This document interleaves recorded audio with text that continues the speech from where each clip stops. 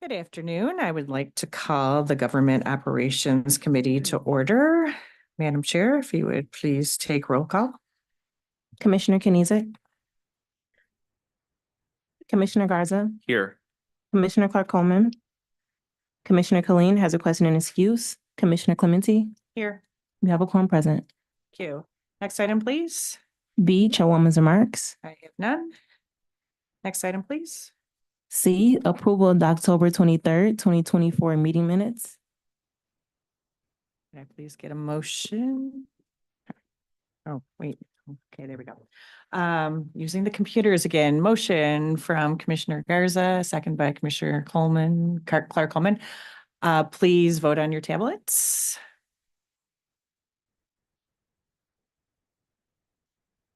Motion carried. Thank you. Next item.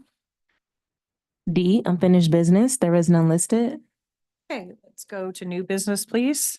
Item 1, under new business, forwarding a report on stipend contributions and disbursements for the 2023 through 2024 fiscal year. Okay, we have this item. It's a receive and file. If you looked at it, everything's balanced. So if we could please get a motion. Is this the same thing or is this for this one? Okay, perfect. So we have a motion from Commissioner Garza and a second from Commissioner Clark Coleman. If you would please vote on your tablet. Motion carried. Thank you. And our next 3 items are approval. We'll start with number 2, please.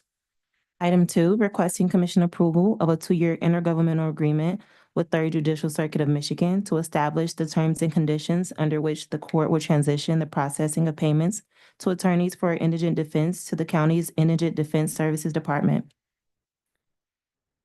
Do we have anyone here to speak on this? Yes, good afternoon, commissioners. This is Robin Dillard-Rusaw, Indigent Defense Services Department Director. Chair Clemente, this is a intergovernmental agreement that will help us sort of finalize and close out the processing of attorney payments. If you all recall, the county has assumed full responsibility for payment of indigent defense services providers as of March 1st. Our department built a billing software application that we are using for that purpose. Prior to that, though, the court historically handled all of the payments to indigent defense services providers. And so what this IGA does is wrap up, if you will, the remaining sort of programming needs that were necessary for us to have the transition. So it includes things like view-only access for the attorney so that they can have a historical view of previous payments that were made, since the two systems do not speak to each other, but also to pay for staff and processing time that it took to sort of wrap up those final payments in the court system so that there can be a smooth transition to the county system for cases moving forward. So the IGA basically talks about the financial reimbursement that is being requested. It is covered under our grant. And so again, this is just the final piece, if you will, to fully transition the payments to the county side for the indigent defense services providers.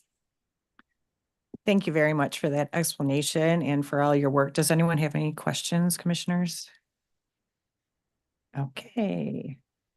Very good. I have a motion from Commissioner Clark Coleman. And if I could get a second, maybe. Okay, second from Commissioner Clark or from Commissioner Garza. All those in favor, please vote on your tablet. Thank you. Okay, next Motion item, carried. please. Sorry. Item 3, requesting commission approval of Amendment 2 to a 1-year cooperative agreement with the Riemann Group for financial consulting services.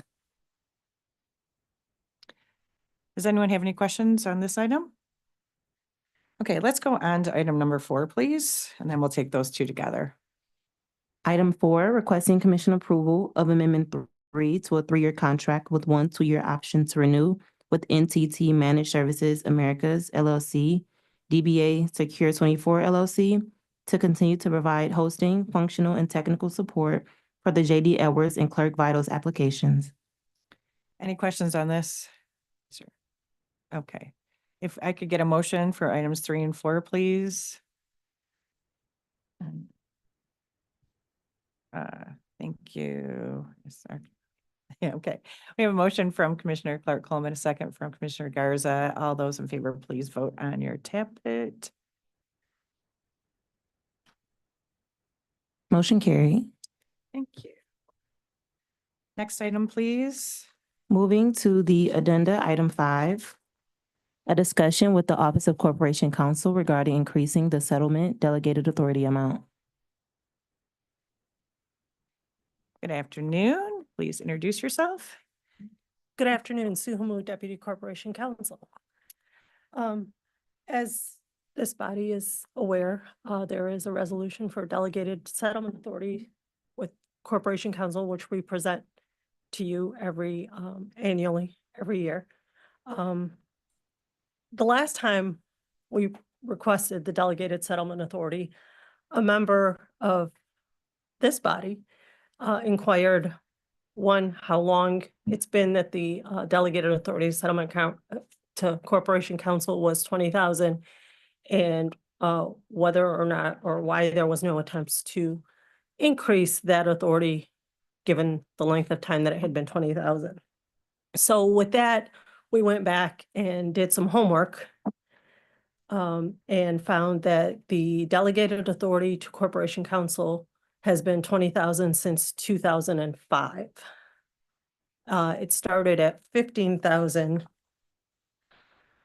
back in 1997, and then went up to 20,000 in 2005. And then we went through and did a conservative 2.5% inflation rate, and found that the current value of 20,000 in 2024 would be $32,238. And so we are requesting that Corporation Counsel's delegated authority be increased to $35,000 at this time. But before we submitted the resolution to this body for approval, between Commission Counsel and myself, we believe that having a discussion with this body would be prudent. Okay, thank you. Commissioners, you were given paperwork. Does anyone have any questions about this? Or historic things that you know that have happened? And I guess I have one question. So in the past, there's been no change for many years. Why should we do something like this? Well, the thought is that the value of, as with everything else, the value of a case in 2005 is not the same as it is today. So the whole purpose of the delegated settlement authority is to kind of speed up or not clog up in the process with respect to how the county operates between the contracts that come before this body and the settlement obviously is a contract, and just kind of speed it up a little bit so that it doesn't take as long. Efficiency is the word that I'm looking for. Okay, so this is just in settlements. Correct. So settlement, it says of all litigation and claims, judgment, court orders, and verdicts. Correct. I would like for our counsel just to weigh in. Through the chair to this honorable body, I've discussed this matter with Sue. I have no particular concerns or objections. I think it might be beneficial, Sue, if you can advise the committee on average how many settlements the department does without commission approval. We do get regular reports regarding what they enter into without approval of the commission, but do you know a rough number? I'm going to say maybe about 3 or 4. And do you anticipate with this particular increase that will change dramatically? No, I don't anticipate it changing dramatically. And in the resolution, there still will be reports given to Absolutely. the chair. The only change in the resolution is the amount. Correct. Okay. So we have a question from Commissioner Garza. Thank you, Madam Chair. Just to have a quick clarification for this. I see 20,000 or less, the current policy. So it'd be 35,000 or less. Correct. So the more than 35 and up to 60 will still see the same. And So- then I just want to make sure, are those amounts changing or is that going to remain No, the same? anything over 35,000 would come before this body for approval. Okay, got it. Thank you, Madam Chair. You're welcome. And anyone else have a question on this? I Well, guess no. I'm looking at the third. Commissioner, do you have a question? Sure. Okay. Number 3, on the resolved, it says, the case evaluation work proposal involved more than 35,000, but not exceeding 60,000. Mhm. So can you clarify Yeah. number 3, please? Sure. So for case evaluation awards, we only have 28 days to accept or reject a case evaluation award. And I can tell you that the probability of us coming before you for approval to accept a case evaluation award within 28 days is probably impossible. So that is just as to case evaluation awards. And just so that the way the case evaluation awards work is it's only a judgment per se is if both parties accept it. Most of the time, we are only accepting a case evaluation award if we believe that it really is in the best interest of the county. So what 3 basically does is authorize Corporation Counsel to accept it up to 60,000. And we would also have to get approval of the chair of the okay. commission. Okay. Yeah. So Oh, just, I- Yeah. just to clarify, under 35, Corp Council can do, between 35 and 60, they 60, need chair yeah, approval, approval. and then Oh, okay. beyond that Yeah. comes. All right. supervision. Yeah. That's where I was going with that. Yeah, and I And- think, And the chair also has authority if she could send it to committee. Right? Like if she doesn't approve Correct. something, Yes. it could come here that Mhm. we could discuss. yes, and I think the From what I last- read. Yeah, the last time that I was before you guys, I said in my over 13 years with the county, I think we have used the chair approval one time that I'm aware.